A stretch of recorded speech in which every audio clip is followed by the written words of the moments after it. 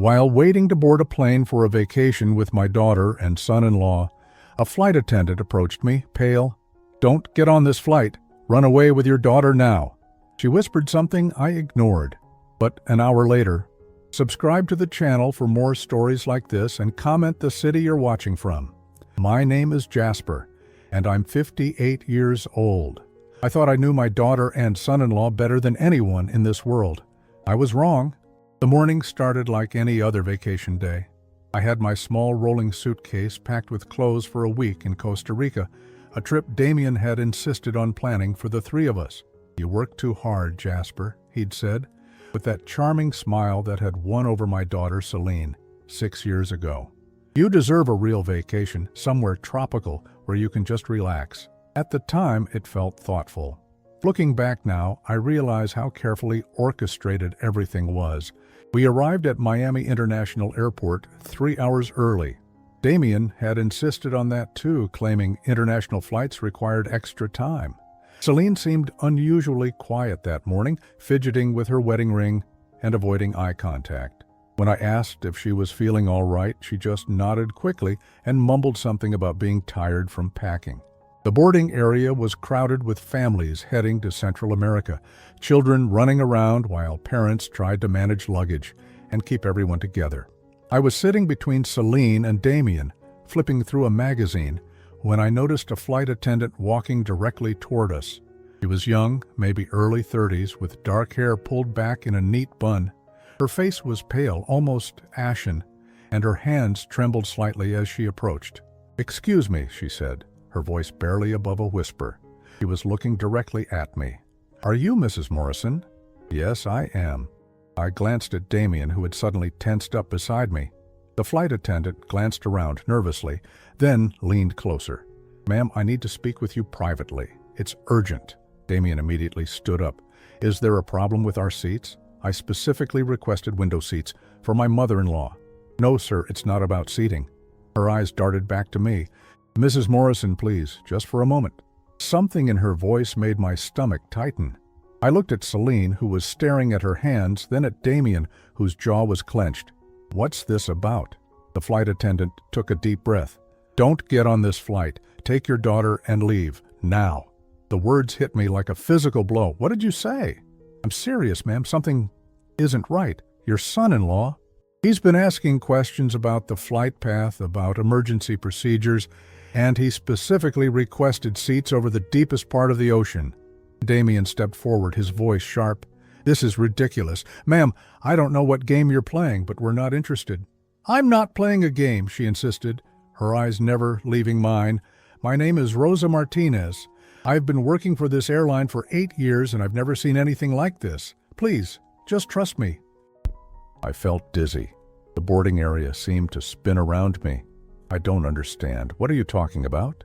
Rosa glanced around again, making sure no one else was listening. "He's been asking about life insurance policies that pay out for accidents during international flights. He wanted to know if there were any restrictions on claims made within the first year of policy changes." My blood ran cold. Just 3 months ago, Damien had convinced me to update my life insurance policy. He'd said it was outdated and that I needed better coverage. He'd even recommended his financial advisor, a man who seemed more interested in the beneficiary information than my health history. "You're mistaken," Celine finally spoke up, but her voice was shaky. "Damien would never—" "This is crazy talk." Rosa looked at my daughter with something that looked like pity. "Ma'am, your husband has been in contact with my supervisor about this flight for 2 weeks. He's been asking very specific questions about what happens when passengers don't survive flights over international waters." The world tilted. I gripped the armrest of my chair so hard, my knuckles went white. "Celine, we're leaving, right now." "Mom, no," Damien said quickly, placing a hand on my shoulder. "This woman is clearly disturbed. Airport security needs to hear about this." But Rosa wasn't finished. "Mrs. Morrison, 3 days ago your son-in-law called the airline pretending to be an insurance investigator. He asked about the recovery procedures for personal effects when planes go down over deep water. He wanted to know how long it typically takes for bodies to be found." I stood up so fast I knocked over my coffee. The brown liquid spread across the white floor, but I didn't care. Celine, get your bag. We're going home. Jasper, you're overreacting, Damien said. But there was something different in his voice now, something cold. This woman is obviously having some kind of breakdown. We can't let her ruin our vacation. You're not listening to me, Rosa pressed on, her voice urgent. He's been researching this flight specifically, not just any flight to Costa Rica, this exact flight, this exact route. And he's been asking about the timing of insurance payouts after accidental deaths abroad. My hands were shaking now. Everything started to make sense in the most horrible way possible. The sudden vacation planning, the insistence on this specific flight, the way Damien had handled all the booking himself, the updated life insurance policy, even the way Celine had been acting lately, distant and nervous, like she was carrying a terrible secret. We're leaving, I said firmly, grabbing my purse. Mom, please, Celine begged, tears forming in her eyes. You're embarrassing us. People are staring. I looked around and realized she was right. Other passengers were watching our drama unfold, some pointing and whispering. But I didn't care about being embarrassed. I cared about being alive. If you don't believe me, Rosa said desperately, check his phone, check his recent calls and internet searches, but do it somewhere safe. Damien's face had gone from charming to furious. That's enough. I'm calling security. This woman is harassing us. Call them, Rosa said defiantly. But first, ask yourself why your husband knew exactly which life insurance company would handle international accident claims the fastest. Ask yourself why he's been researching ocean currents near the Costa Rica coastline. I felt sick, literally sick. The boarding area seemed to be closing in around me, and I could barely breathe. This couldn't be happening. This couldn't be real. But deep down, I knew Rosa was telling the truth. The boarding announcement crackled over the intercom, calling for first-class passengers to board. Damien immediately picked up his carry-on bag and Celine's purse. Come on, he said, his voice strained. We're not letting some delusional flight attendant ruin our trip. I looked at my daughter, really looked at her, and saw something I'd been missing for months. Fear. Not fear of missing the flight or disappointing her husband. Fear of me finding out the truth. Against every instinct screaming at me to run, I got on that plane. I told myself Rosa was wrong, that she was confused or mentally unstable. But as soon as we settled into our seats, everything felt different. Damien was overly attentive in a way that made my skin crawl. He kept offering me things, a pillow, a blanket, something to drink. When I mentioned feeling a little airsick during takeoff, he immediately pulled out a small white pill. Here, take this, he said, pressing it into my palm. It's just Dramamine. It'll help with the nausea. I stared at the unmarked pill. Where did you get this? From my travel kit.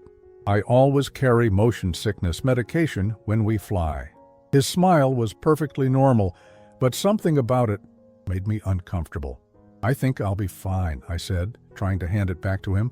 Mom, just take it, Celine said sharply from the window seat. You always get sick on planes. That wasn't true. I'd flown dozens of times in my life and never had motion sickness. But both of them were staring at me with such intensity that I felt pressured to take the pill. Instead, I pretended to swallow it and slipped it into my jacket pocket. 20 minutes later, Damien asked if I was feeling better. Much better, I lied. That medication works fast. He and Celine exchanged a look that lasted just a second too long. The flight to Costa Rica was 5.5 hours. For the first 2 hours, I tried to convince myself that I was being paranoid. Rosa's warnings had planted seeds of doubt that were growing into full-blown fear for no good reason. Damien and Celine loved me. They would never hurt me. But then I started noticing things. Damien kept checking his watch and looking out the window, as if he was tracking our exact location. When I asked if he was worried about the time, he said he was just excited to land and start our vacation. But his leg was bouncing nervously, and he kept running his hands through his hair. Celine barely spoke to me during the entire flight. She kept her face turned toward the window, and when I tried to make conversation about our planned activities, she gave one-word answers. At one point, I thought I saw her crying, but when I asked what was wrong, she claimed she just had something in her eye. The strangest thing was how they both seemed to be watching me constantly. Not in a caring way, but like they were waiting for something to happen. Every time I shifted in my seat or closed my eyes, one of them would ask if I was feeling all right. Halfway through the flight, I excused myself to go to the bathroom. As I walked down the narrow aisle, I heard Damien whisper something to Celine, but I couldn't make out the words. When I returned, they both immediately stopped talking and smiled at me with fake brightness. "Everything okay, Mom?" Celine asked. "Fine," I said, but my heart was racing.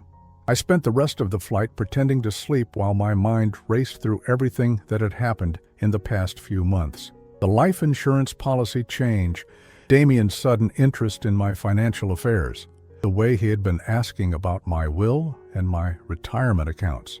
Questions I'd thought showed caring but now seemed sinister. When we finally landed in San Jose, Costa Rica, I felt a mixture of relief and dread. Relief that the flight was over without incident. Dread about what might come next. The hotel Damien had booked was beautiful, but isolated, perched on a cliff overlooking the Pacific Ocean. Our rooms were on the 4th floor with a spectacular view of the water stretching to the horizon. Under normal circumstances, I would have been thrilled. "Isn't this perfect?" Damien said as he opened the sliding door to my room's balcony. "You can see for miles. It's so peaceful here, so private." Too private, I thought. We were at least 30 minutes from the nearest town, and the hotel only had about 20 other guests. If something happened to me here, it might be days before anyone found out. That evening at dinner, Damien pulled out a thick folder of papers. "I brought some documents for you to look at," he said casually, setting the folder next to my plate. "Just some updates to your financial portfolio. Nothing urgent, but since we have some downtime on vacation, I thought you might want to review them." I opened the folder, and my blood turned to ice. The top document was a life insurance policy change form. The coverage amount had been increased from $200,000 to $1.5 million. The beneficiary had been changed from Celine to Damien. "What is this?" I asked, my voice barely steady. "Oh, that." He waved his hand dismissively. "Remember when we met with my financial advisor a few months ago? He recommended increasing your coverage and naming me as the primary beneficiary, since I handle most of your financial affairs now. It's more efficient for tax purposes. I never agreed to name you as my beneficiary." "Well, technically, Celine would inherit everything anyway as your daughter, so it doesn't really matter. But this way, if something happens to you, I can handle all the paperwork and legal issues without Celine having to deal with the stress." I looked at my daughter, who was staring at her plate like it was the most fascinating thing in the world. "Celine, did you know about this?" She glanced up briefly. "Damien handles all our financial stuff. I trust his judgment. But this policy was changed 3 months ago. The date on this form shows it was processed in April." "I never signed anything in April." Damien's jaw tightened slightly. "You signed it when we met with Robert, my advisor. You probably just forgot. You've been under a lot of stress with work lately." "I would remember signing something that made you the beneficiary of $1.5 million. "Jasper, you're getting upset over nothing," he said, his voice taking on a patronizing tone. "It's just paperwork. The important thing is that you're properly insured." I flipped through the other documents in the folder.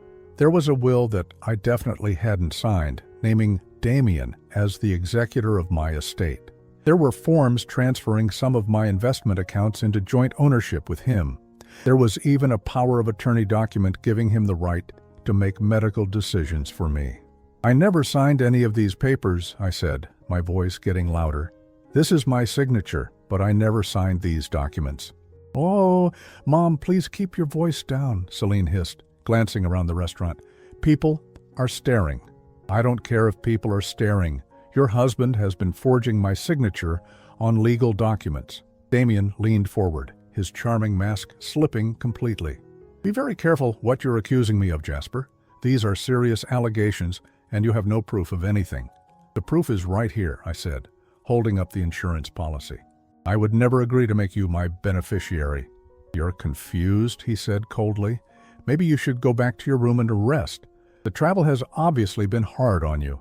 I looked at my daughter again, desperate for some sign that she was on my side, but Celine wouldn't meet my eyes. "You knew about this," I whispered to her. You knew he was changing my insurance policy and forging my signature." "Mom, stop," she said quietly. "You're being paranoid." "Am I? Then explain to me why your husband has been researching this exact flight for weeks. Explain why he asked about insurance payouts for accidents over international waters." Celine's face went white. "What are you talking about?" "The flight attendant in Miami told me everything. Damien has been planning something, and you know it." For just a moment, I saw terror flash across my daughter's face. Pure, naked fear. But then Damien reached over and squeezed her hand, and the expression disappeared. "I think you need professional help, Jasper," Damien said softly. "This paranoid thinking, these delusions about flight attendants giving you secret messages, it's not normal." I stared at them both, feeling more alone than I'd ever felt in my life. My own daughter was sitting there letting her husband call me delusional. She was choosing him over me, just like she had been for months. "I'm going to my room," I said, standing up abruptly, "and tomorrow I'm changing my flight home." "No, you're not," Damien said quietly. His voice was so calm it was terrifying. "You're going to enjoy the rest of this vacation. We put too much planning into this trip to let you ruin it now." The way he said "too much planning" made my skin crawl. I grabbed the folder of forged documents and headed for the elevator, feeling their eyes on my back every step of the way. As soon as I got to my room, I locked the door and called the front desk. "I need to change my flight home," I told the clerk. "I need to leave tomorrow instead of next week." "I'm sorry, ma'am, but your son-in-law specifically requested that we not make any changes to your reservation without his authorization. He said you sometimes get confused when traveling." I hung up the phone and sat on the edge of the bed shaking. They had trapped me here. Whatever they were planning, I had walked right into it. I barely slept that night. Every sound in the hallway made me jump. Every creak of the building made me wonder if someone was trying to get into my room. I kept the chair wedged under the door handle and my phone within reach, though I realized the futility of that when I had no cell service and the hotel phones were controlled by the front desk. At 6 in the morning, I heard voices in the hallway outside my room. I pressed my ear to the door and recognized Damien and Celine talking in hushed, urgent tones. "She's getting suspicious," Celine was saying. "Maybe we should just go home." "It's too late for that now," Damien replied. "Everything is already in motion. The excursion is booked for this afternoon. By tonight, this will all be over. I can't do this anymore. This is my mother we're talking about. Your mother who cut you out of her will last year? Your mother who said you were too irresponsible to handle money? Don't forget why we're doing this, Celine." My heart stopped. I had never cut Celine out of my will. I had never said she was irresponsible with money. What was Damien talking about? I know, but seeing her face last night, now she looked so scared, so betrayed. She should have thought about that before she decided to leave everything to that animal shelter instead of her own daughter. $1.5 million, Celine. That's your inheritance that she's planning to give away to a bunch of stray dogs. I pressed my hand over my mouth to keep from gasping out loud. This was a complete lie.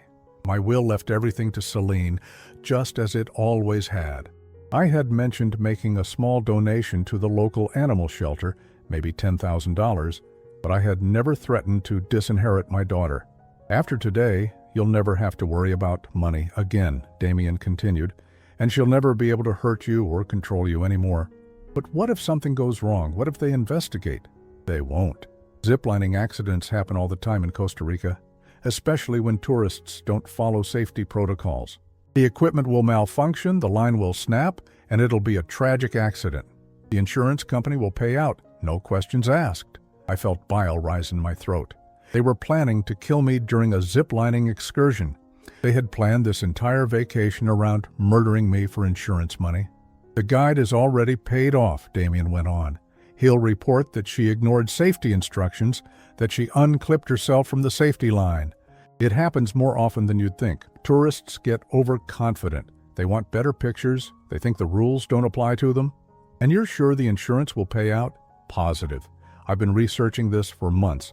Accidental death during adventure tourism activities is covered under the policy, especially if it appears to be user error. The key is that it has to look like she caused the accident herself." My knees gave out, and I slumped against the door. They had been planning this for months. Every kind gesture, every family dinner, every time Damien had insisted on helping with my finances, it had all been building up to this moment. "What about the flight attendant who warned her yesterday?" Celine asked. "What about her? She's nobody. Even if Jasper told someone about the warning, it just makes her look more paranoid and unstable. Who would believe that a random flight attendant predicted an accident that happens 2 days later in a completely different country?" I heard footsteps moving away from my door. They were leaving, probably to finalize their murderous plans. I sat on the floor, shaking, trying to process what I had just learned. My own daughter was planning to watch me die for money. Money that was already hers anyway, since she was my sole heir. But Damien had convinced her that I was going to disinherit her, and she had believed him. Or maybe she wanted to believe him because it made it easier to justify what they were doing. I thought about Rosa, the flight attendant, who had tried to save my life. How had she known? I pulled out my phone and realized I had written down her name in my notes app when she introduced herself. Rosa Martinez. There was no internet in my room, but I remembered seeing a business center off the hotel lobby. I had to find out more about Rosa and how she had known about Damien's plans.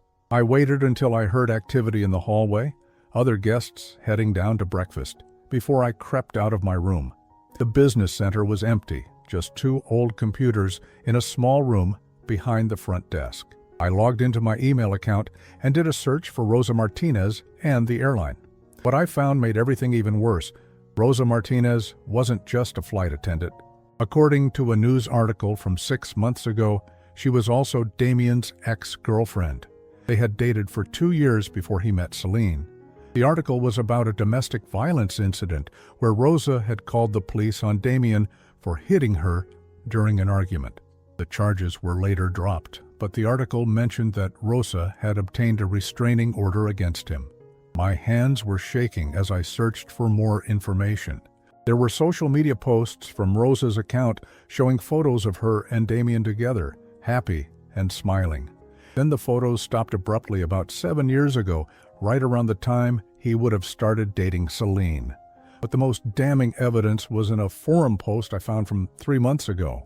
Someone with Rosa's username had posted in a domestic violence support group. "What do you do when you know your abusive ex-boyfriend is planning to hurt someone, but you can't prove it? He's done things before, but he's smart about covering his tracks. I'm scared for his current victim, but I don't think anyone would believe me." The responses to her post were heartbreaking. Other women sharing similar stories, feeling helpless to stop abusers from hurting new victims. But one response stood out. "If you know someone's life is in danger, you have to try to warn them, even if it seems crazy. You can live with people thinking you're nuts. You can't live with knowing you could have saved someone and didn't try." Rosa had risked her job, her reputation, and probably her safety to warn a complete stranger that her ex-boyfriend was planning something terrible. She had known about the insurance policy changes because Damien had probably bragged about his clever plan, not realizing she would piece together what he was really doing. I printed out the articles and forum posts, my hands shaking as the papers came out of the old printer.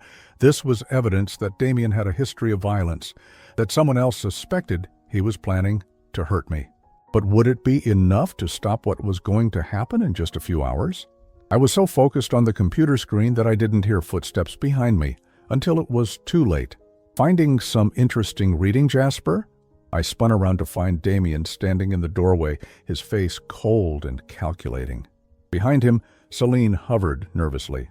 "I was just checking my email," I said, trying to keep my voice steady. "Really? Because it looks like you've been researching my personal life." He stepped closer, and I could smell coffee and something else on his breath.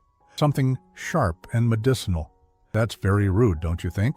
"I don't know what you're talking about." "Rosa Martinez, my ex-girlfriend, the flight attendant who filled your head with paranoid delusions yesterday." His smile was terrifying. "Did you really think I wouldn't figure out who warned you?" I tried to move toward the door, but he blocked my path. "I know what you're planning," I said. "The ziplining accident, the insurance money, I know everything." Celine let out a small gasp. "Mom, what are you saying?" "Ask your husband about the conversation you had outside my room this morning. Ask him about the guide he's already paid off." Damien's expression didn't change, but something dangerous flickered in his eyes. "You're having another one of your episodes, Jasper. The stress of travel always makes your paranoia worse." "I'm not paranoid. I heard you talking about killing me." "You heard me talking about the ziplining excursion we booked for you. It's supposed to be a fun activity, something to help you relax and enjoy your vacation. And if the equipment malfunctions, if the line snaps, then it would be a tragic accident. These things happen sometimes." His voice was perfectly calm, like he was discussing the weather. "Adventure tourism can be dangerous, especially for older people who don't follow safety protocols." I realized with horror that he was telling me exactly what he planned to do, confident that no one would ever believe me if I tried to report it. He was enjoying this, the power of holding my life in his hands. "Celine," I said desperately, looking at my daughter, "please, you can't let him do this. I'm your mother." She wouldn't meet my eyes. "Mom, you're scaring me. You're talking like Damien wants to hurt you, but that's crazy. He loves our family. He's been lying to you. I never cut you out of my will. I never said you were irresponsible with money. He made all that up to justify murdering me for the insurance money." For just a moment, doubt flickered across Celine's face. But then, Damien put his arm around her shoulders. "She's getting worse," he said softly. "The delusions are becoming more elaborate. Maybe we should take her to see a doctor when we get home." "I'm not delusional," I said. But even I could hear how desperate I sounded. "Rosa tried to warn me because she knows what kind of man you are. She knows you're capable of violence." "Rosa is a disturbed woman who's been stalking me for years," Damien replied smoothly. "She lost her job with the airline last month for erratic behavior. Yesterday was probably her last flight before they officially terminated her." Another lie, but a believable one. He had an answer for everything, a rational explanation that made me sound like a paranoid old woman losing her mind. "The ziplining excursion leaves in 2 hours," he continued. "You're going to come with us, and you're going to have a wonderful time. And if you keep spreading these ridiculous theories, I'll have to insist that Celine have you committed for psychiatric evaluation when we get home." The threat was clear. Even if I survived today, he would find a way to destroy my credibility and take control of my life. Either way, I was trapped. "Now," he said, gesturing toward the door, "let's go get some breakfast. You'll need your energy for this afternoon's adventure." Breakfast was a surreal nightmare. We sat at a table overlooking the beautiful Costa Rican landscape, while Damien chatted pleasantly about the day's activities, as if he hadn't just threatened to have me committed and wasn't planning to kill me in a few hours. "The zipline tour is supposed to be spectacular," he said, buttering his toast with casual precision. "The guides say you can see the whole coastline from the platforms. It'll be the perfect way to end our vacation." "I've changed my mind," I said quietly. "I don't want to go ziplining." "Oh, come on, Mom," Celine said, but her voice sounded forced. "You've always talked about wanting to try adventure activities. This is your chance." I said I don't want to go. Damien's smile never wavered. "Jasper, you signed a waiver yesterday when we checked in. The tour is non-refundable, and frankly, I think getting some fresh air and adrenaline will help with your anxiety." "I never signed a waiver yesterday." "Of course you did, right after we got to the room, remember? I told you it was just standard hotel paperwork." He pulled out a folded document from his jacket pocket. "Here's your copy." I stared at the paper. It was definitely my signature, but I had no memory of signing anything like this. Had I been so distracted by everything else that I had signed it without reading it? Or had he somehow gotten me to sign it under false pretenses? "The departure time is 1 o'clock, he continued. "The whole experience takes about 3 hours. We'll be back in time for dinner." 3 hours. That's how long I had left to live if I couldn't find a way out of this. "I need to use the restroom," I said, standing up abruptly. "I'll come with you," Celine offered, but I shook my head. "I can manage on my own." The hotel bathroom was empty except for one elderly woman washing her hands at the sink. As soon as she left, I locked myself in a stall and tried to think. I could try to run, but where would I go? We were miles from the nearest town, and Damien had made sure I couldn't change my flight or contact anyone for help. I could try to convince the zipline guides that I was in danger, but Damien had already paid them off, according to what I'd overheard. And who would believe a seemingly paranoid tourist over a charming man with a reasonable explanation for everything? My phone still had no service, but I remembered seeing a landline at the front desk. If I could get to it while the clerk was away, I might be able to call for help. But who would I call? The local police, who might not speak English? The American embassy hours away in San Jose? When I came out of the bathroom, Celine was waiting for me in the hallway. "Mom, can we talk? Alone?" I followed her to a quiet corner near the hotel's gift shop.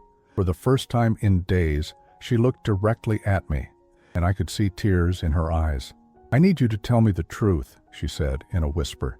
"Did you really change your will to leave everything to an animal shelter?" "No, sweetheart, I never did that. My will has always left everything to you." "But Damien showed me papers. He said you'd decided I was too immature to handle that much money." "He lied to you, Celine, just like he's been lying about everything else." She shook her head, but I could see doubt creeping into her expression. "He wouldn't do that. He loves me." "Does he? Or does he love the idea of controlling my money through you?" "That's not... You don't understand. He's been so good to me. He takes care of everything so I don't have to worry about anything. He takes care of everything so you don't know what's really happening.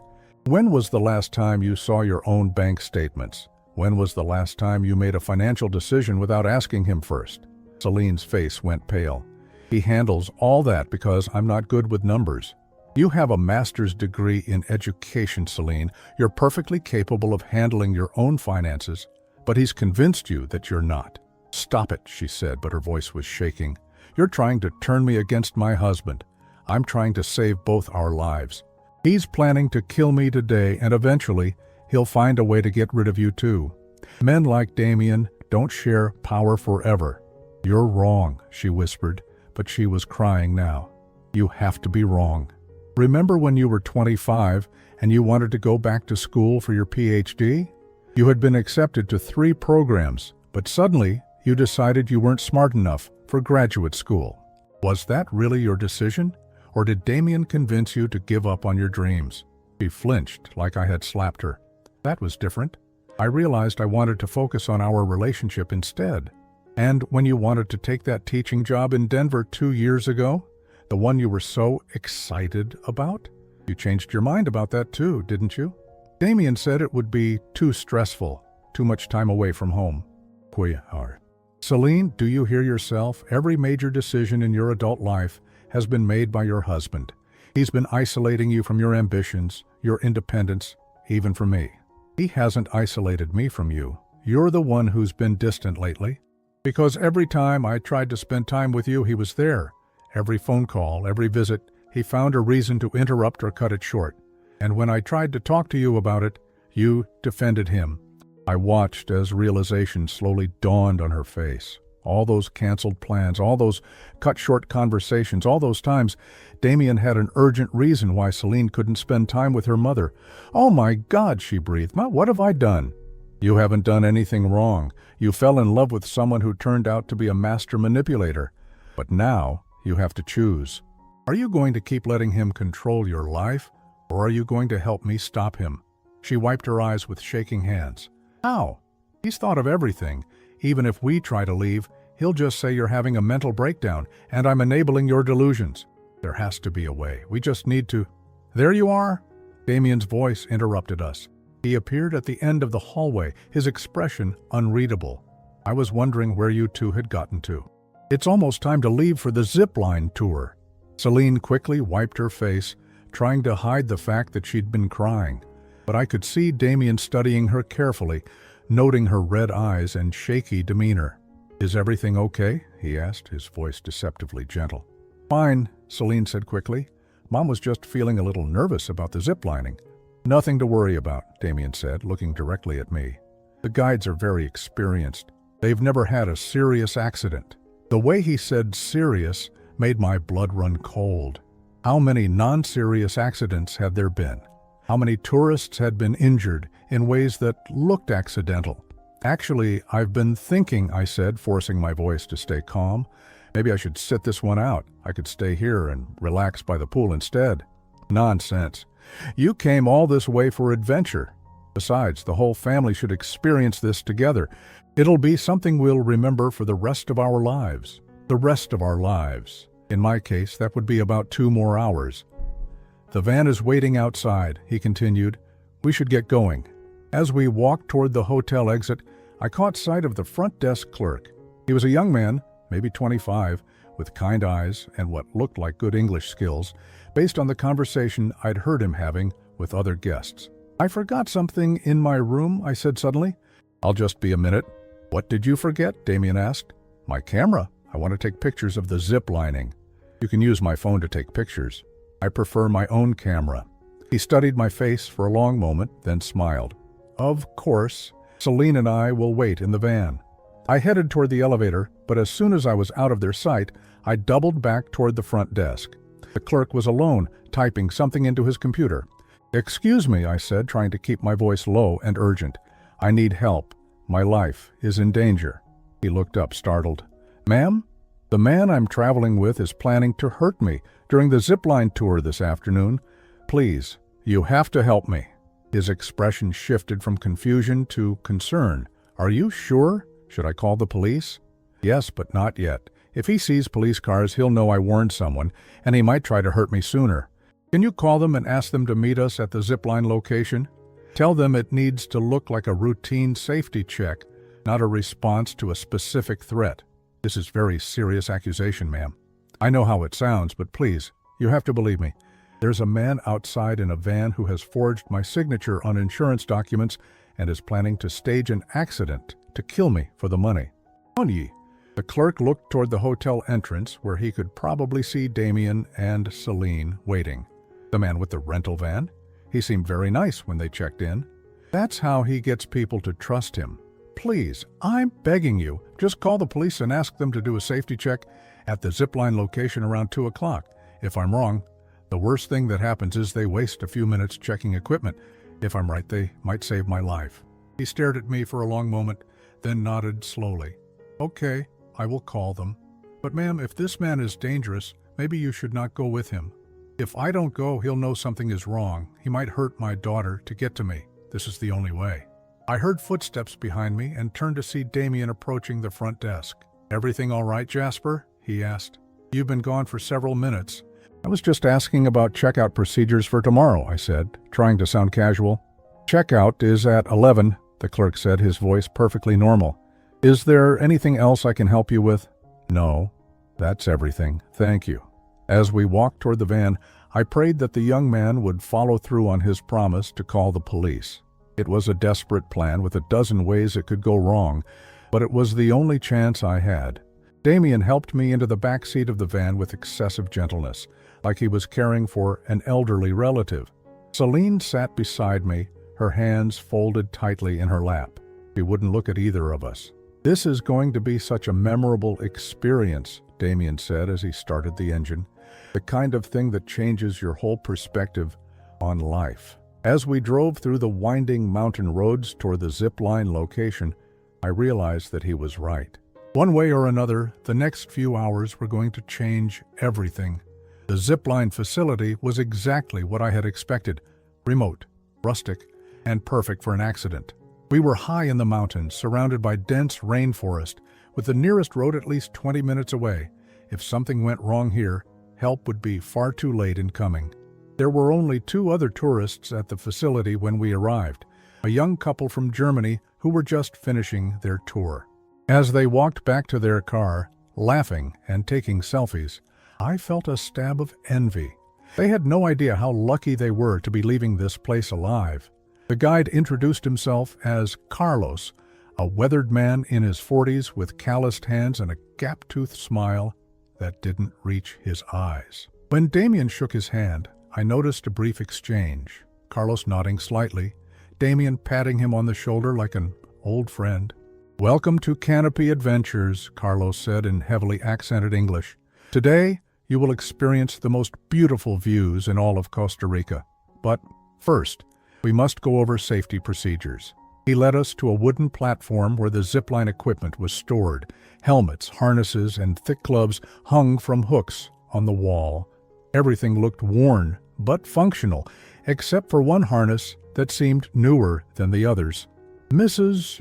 Morrison," Carlos said, reaching for that particular harness, "this one should fit you perfectly." I examined the harness closely as he helped me into it. To an untrained eye, it looked identical to the others, but I noticed that some of the stitching looked different, less secure. When I ran my fingers along one of the straps, I could feel where it had been cut and re-sewn. Actually, I think I'd prefer a different one, I said, pointing to another harness. Carlos shook his head. No, senora. This one is specially designed for older tourists, much more comfortable for someone your age. Damien stepped closer. Carlos knows what he's doing, Jasper. He's been doing this for 15 years. Then he should know that all the harnesses are supposed to be equally safe, I replied, not moving to put on the sabotaged equipment. Mama, Celine said quietly, just put on the harness so we can get this over with. I looked at my daughter, really looked at her, and saw something I hadn't noticed before.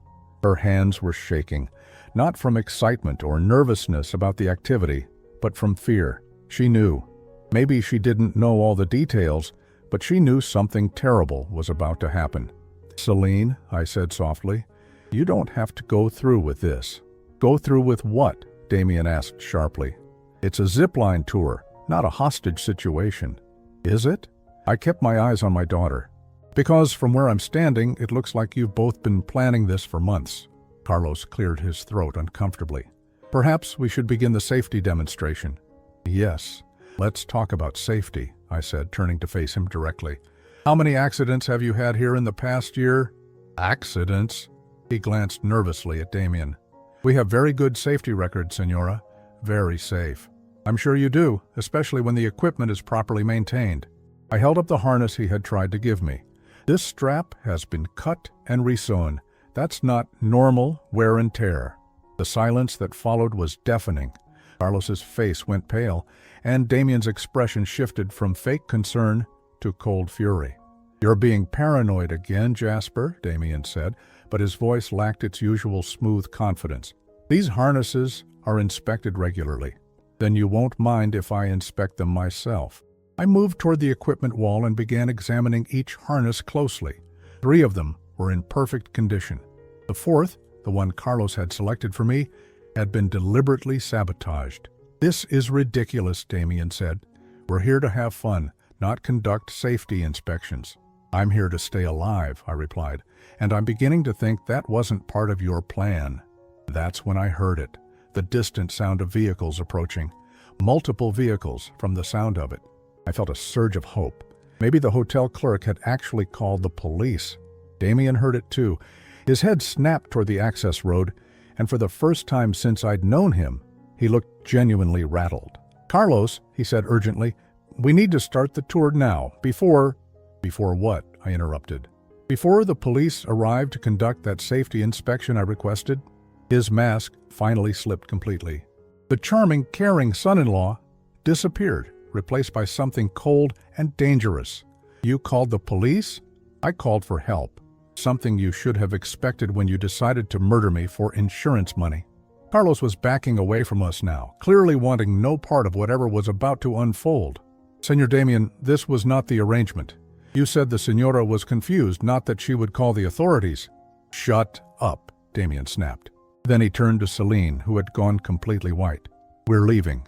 Now. No, Celine said so quietly I almost didn't hear her. What did you say? I said no. She was crying, but her voice was getting stronger. I can't do this anymore, Damien. I can't watch you hurt my mother. Your mother is sick, Celine. She's having paranoid delusions. We're trying to help her. By sabotaging zipline equipment? By forging her signature on insurance documents? Celine's voice was shaking but determined. I heard you talking this morning. I heard you planning to kill her. The sound of vehicles was getting closer now. I could make out at least 2 engines, maybe 3. Damien grabbed Celine's arm roughly. We are leaving right now. Let go of me, she said, trying to pull away. You're my wife. You go where I go. Not anymore. The words hung in the air between them like a challenge. For a moment, nobody moved.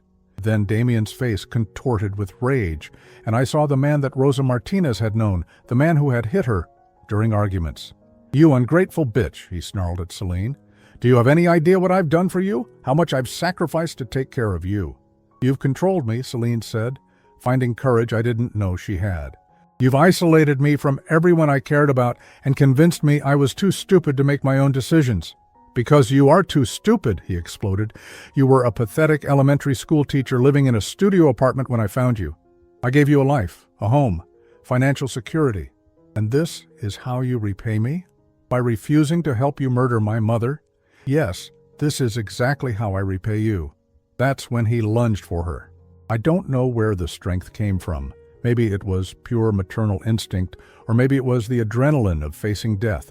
But I threw myself between them before Damien could reach Celine. He crashed into me instead, and we both went down hard on the wooden platform. Pain shot through my shoulder as I hit the deck, but I managed to roll away before he could pin me down. Carlos was shouting something in Spanish, probably calling for help, but he was too far away to intervene. Damien scrambled to his feet, his face twisted with fury. You should have just died quietly, you old bitch. It would have been so much easier for everyone. He grabbed one of the zipline cables and started advancing toward me. I realized with horror that he was going to try to strangle me with it, to make it look like I had somehow gotten tangled in the equipment during a panic attack. But before he could reach me, the sound of vehicles became the sound of car doors slamming and voices shouting in Spanish. The police had arrived, just as I had prayed they would. Damien froze, the cable still in his hands. For a split second, I thought he might try to complete his plan anyway. Consequences be damned. But then uniformed officers appeared at the edge of the platform, their hands resting on their weapons. ¿Qué está pasando aquí?" one of them called out. Carlos immediately began speaking rapidly in Spanish, gesturing toward the sabotaged harness, and then at Damien. I didn't understand the words, but his tone made it clear he was explaining what had just happened and distancing himself from Damien's plan. One of the officers, a woman with sergeant's stripes, approached me with concern. "Are you hurt, Senora?" "I'm okay," I said, struggling to stand. "But that man," I pointed at Damien, "was trying to kill me. He sabotaged the zipline equipment and forged my signature on insurance documents." She nodded and said something to her fellow officers in Spanish.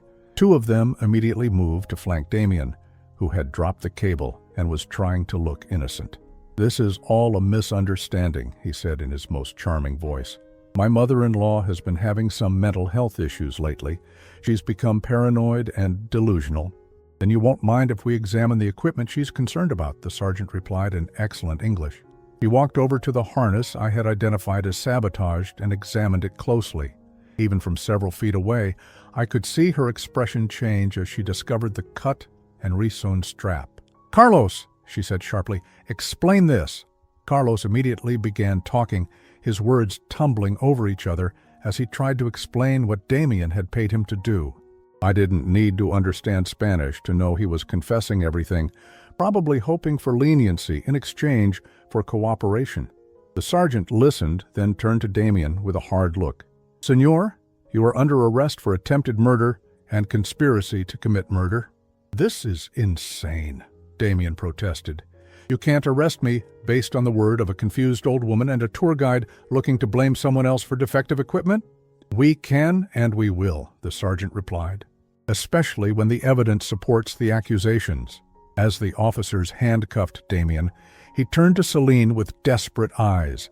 "Tell them, Celine. Tell them I would never hurt your mother. Tell them this is all a mistake."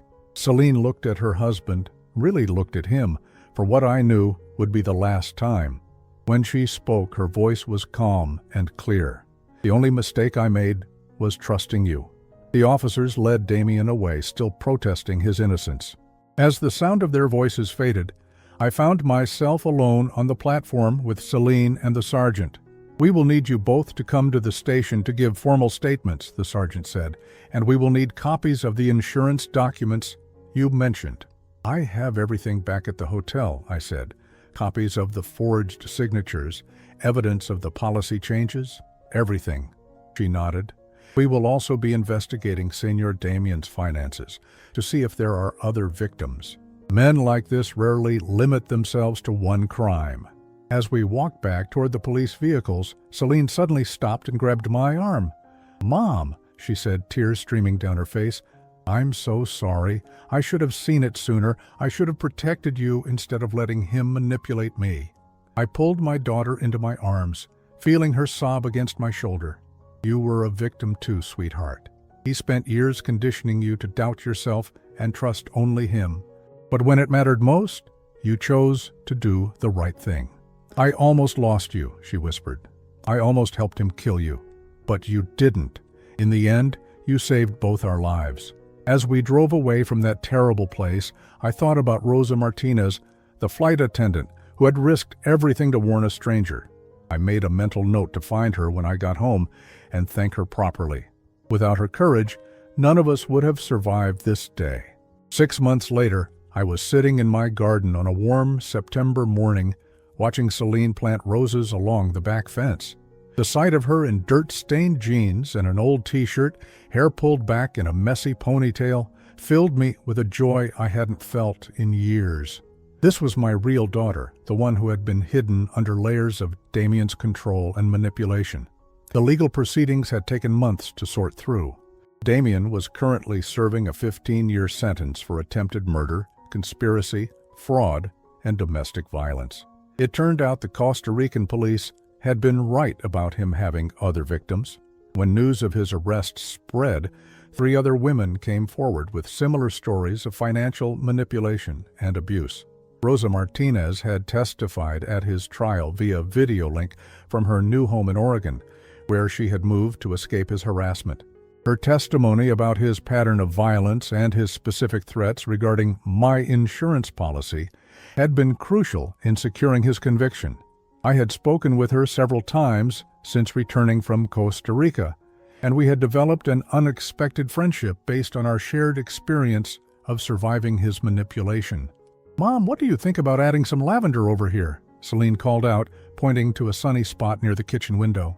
"I think that sounds perfect," I replied, setting down my coffee cup. "The bees will love it." She smiled and continued digging, her movements confident and purposeful. This was another change I had noticed in the months since Damien's arrest. Celine was making decisions again, small ones at first, but increasingly important ones, as she rebuilt her sense of self. The divorce had been finalized 3 weeks ago. Damien had tried to claim half of Celine's assets, including the inheritance she would someday receive from me, but his criminal conviction had nullified any claims to marital property. Celine had walked away from the marriage with her freedom and nothing else, but she seemed happier than I had seen her in years. She was living with me temporarily while she figured out her next steps. At 32, she was rebuilding her life from scratch, but she approached the challenge with a determination that reminded me of the ambitious young woman she had been before Damien systematically destroyed her confidence. "I got a call from the principal at Roosevelt Elementary yesterday," she said, brushing soil off her hands. "They have an opening for a 4th grade teacher. The position starts in January. Are you going to apply?" "I already did. The interview is next Wednesday." She paused, then looked at me with a mixture of excitement and nervousness. "I haven't taught in 6 years. What if I'm not good at it anymore?" "You'll be wonderful," I said without hesitation. "Teaching was your passion before Damien convinced you to give it up. That passion doesn't just disappear." She nodded, but I could see the uncertainty in her eyes. Recovering from years of psychological manipulation was a slow process, and there were still moments when she doubted her own abilities. What if the kids don't like me? What if the parents complain? What if— "Celine," I interrupted gently, "those are Damien's voices in your head, not yours. You were an excellent teacher before, and you'll be an excellent teacher again." She took a deep breath and smiled. "You're right. I keep forgetting that I don't need anyone's permission to trust my own judgment anymore." That afternoon, we drove to the cemetery where my parents were buried. I hadn't visited their graves in over a year, not since Damien had started controlling my schedule so carefully that there was never time for personal activities he didn't approve of. We stood together in the quiet afternoon sunlight, reading the familiar names and dates on the weathered headstones. My father had died when Celine was 15, and my mother had passed 3 years later. They had loved their granddaughter fiercely and would have been heartbroken to see how Damien had isolated her from everyone who cared about her. "I wish Grandma and Grandpa could have seen what he was really like," Celine said quietly. "They thought he was so charming and attentive. He was very good at presenting the image he wanted people to see, I replied. That's how predators operate. They're master manipulators. I keep thinking about all the signs I missed. The way he discouraged me from keeping in touch with my college friends. How he always had an excuse for why I couldn't visit you alone. The way he made me feel guilty for wanting to pursue my own interests. You didn't miss the signs, sweetheart. He trained you not to see them. There's a difference. We sat on a nearby bench, watching the sunlight filter through the oak trees that shaded the older section of the cemetery. Mom, can I ask you something? Of course. Oh, when did you first suspect something was wrong? I mean, really wrong, not just personality conflicts or family tension. I thought about her question carefully. I think it was about 18 months ago when you canceled our plans to go to that art exhibit in the city. You'd been so excited about it, but then suddenly you said, Damien thought it would be too crowded and stressful for you. That's when I realized he was making decisions for you that you should have been making for yourself. I remember that. He said I got anxious in crowds and that he was just looking out for me. I believed him because he made it sound like he was being protective. That's exactly how manipulation works. It's presented as caring and protection, but it's really about control. Celine was quiet for a long moment, then said, I'm scared I'll fall for it again. What if I meet someone else who seems wonderful, but turns out to be another Damien? That's a normal fear after what you've been through. But you're not the same person you were 6 years ago. You've learned to recognize the warning signs, and you've seen what real manipulation looks like. That knowledge will protect you. Will it? Because I thought I was smart enough to see through lies and manipulation. But he fooled me completely. You were 26 years old when you met him. You had just finished graduate school and were starting your first teaching job. You were focused on building your career and finding love, not on protecting yourself from a sociopath. There's no shame in trusting someone who turned out to be unworthy of that trust. She leaned against my shoulder, something she hadn't done since she was a teenager. I missed this. I missed being able to talk to you without feeling guilty about it. I missed it too, more than you know. Lumped. That evening, Celine cooked dinner for us, something she rarely did during her marriage because Damien had very specific preferences about food and criticized her cooking constantly. She made her grandmother's recipe for beef stew, the one I had taught her when she was in high school. This tastes exactly like Mom's used to, I said, savoring the familiar flavors. You remembered all her secret ingredients. I've been wanting to make this for years, but Damien said it was too heavy and unhealthy. He preferred those bland, expensive meals that tasted like cardboard. Well, now you can cook whatever you want. I know, it's going to take some time to get used to making my own choices about everything. Even simple things like what to have for dinner. After we finished eating, Celine pulled out a folder of papers from her purse. I wanted to show you something, she said, spreading the documents across the table. I've been working with a financial advisor to understand everything that happened with my money during the marriage. I looked at the papers, bank statements, investment reports, loan documents. What did you find out? He stole almost everything. My inheritance from Grandpa, my teaching pension, even the savings account I had from before we got married. He moved it all into investments controlled by companies he owned. Can you get any of it back? Some of it.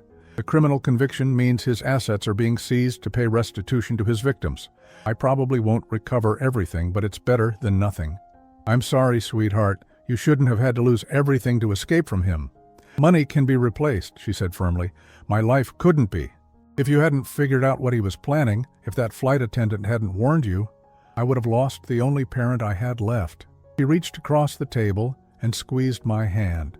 I've been thinking about Rosa Martinez a lot lately, she continued, about how brave she was to warn you, even though she knew you probably wouldn't believe her.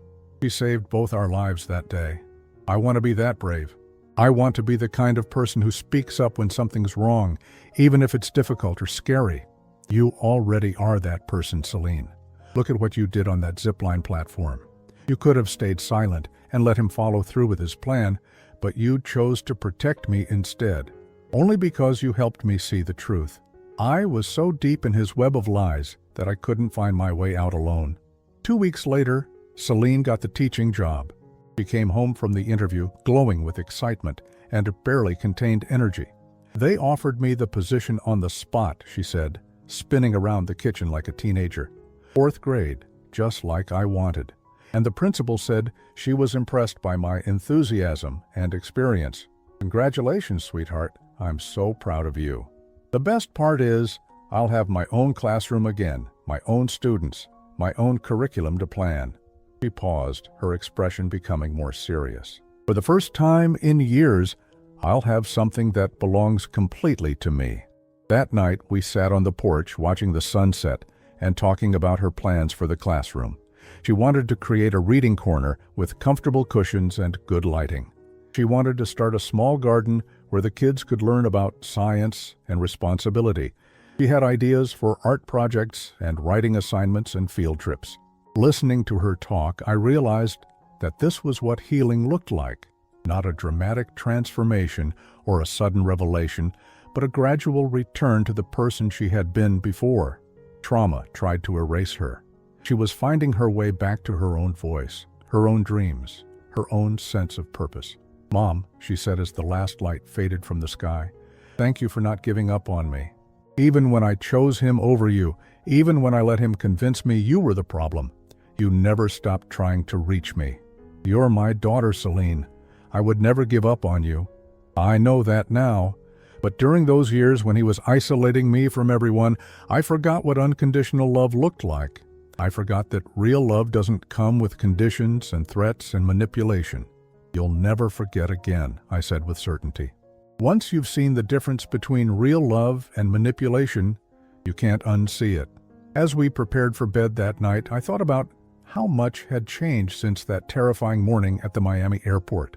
6 months ago, I had been trapped in a web of lies and manipulation, isolated from my own daughter, and targeted for murder by a man I had trusted.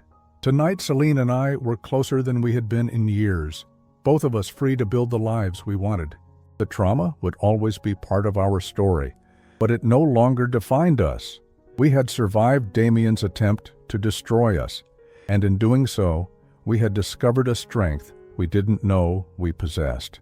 We had learned that family isn't just about blood relations, but about choosing to protect and support each other, even when it's difficult or dangerous. Most importantly, we had learned that it's never too late to reclaim your life from someone who has tried to steal it.